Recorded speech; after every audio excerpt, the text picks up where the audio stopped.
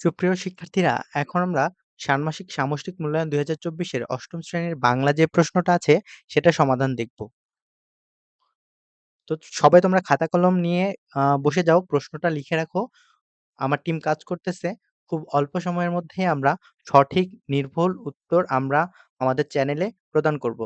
আ আমি home tutor চ্যানেলে উত্তরটা প্রদান করব সবচেয়ে নির্ভুল এবং সবচেয়ে সঠিক উত্তরটা। তো এইটার আ ডেসক্রিপশন বক্সে এটার লিঙ্ক দেওয়া থাকবে।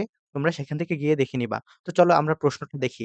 প্রশ্নটা আছে তোমাদের ১ম এই, তোমার বিদ্যালয়ে বিদ্যালয়ের উন্নয়ন বিষয়ক বৈঠক অনুষ্ঠিত হবে।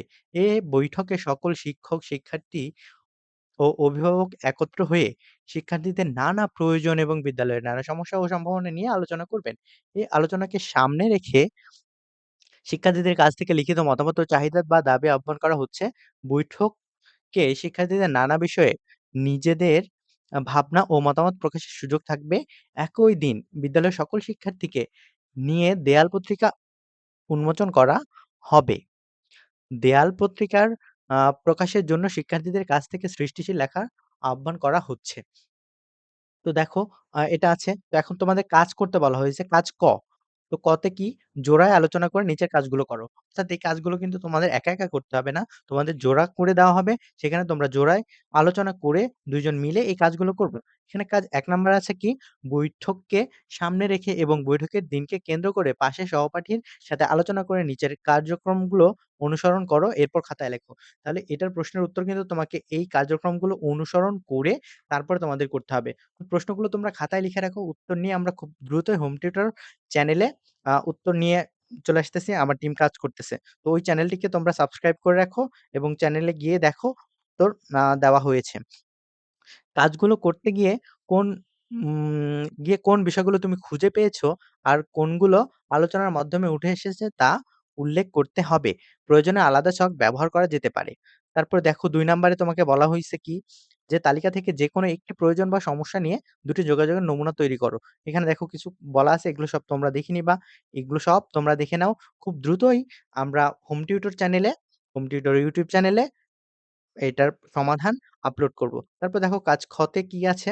দেয়াল পত্রিকা আ দেওয়ার জন্য রচনা তৈরি করো। রচনাটি তৈরি করতে নিচের নির্দেশনাগুলো ও নমুনাগুলো অনুসরণ করো। তো এখানে দেখো এই নির্দেশনাগুলো কিন্তু অনুসরণ করে তোমাকে এই কাজটা করতে হবে। তোমরা স্ক্রিনশট দিয়ে রাখো, প্রশ্নগুলো তুলে রাখো। প্রশ্ন না তুললে কিন্তু তোমরা উত্তর ভালোমতো বুঝতে পারবে না। আগে তোমরা প্রশ্নগুলো স্টাডি করো। খুব দ্রুতই আ প্রদান করা হবে আমার হোম টিউটর চ্যানেলে। ডেসক্রিপশনে লিংক দেওয়া থাকবে। তোমরা চ্যানেলটিকে সাবস্ক্রাইব করে রাখো।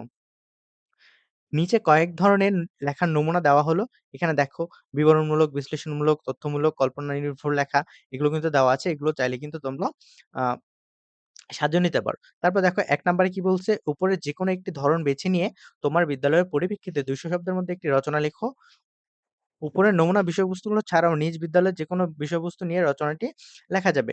২ নাম্বার দেখো রচনাটি লেখার পর এটি কেন বিবরণমূলক, বিশ্লেষণমূলক, তথ্যমূলক, কল্পনা নির্ভর তার পিছনে যুক্তি দাও। কাজ গ তে দেখো কি আছে? অর্থাৎ তোমাদের ৩ টা কাজ। কাজ ক, খ আমরা দেখলাম। এখন গ তে দেখো তোমার লেখা উপরের রচনার ভিত্তিতে এককভাবে নিচের কাজগুলো করো। ২ টি বাক্যের উদ্দেশ্যের প্রসারক ও বিধেয়ের প্রসারক চিহ্নিত করো।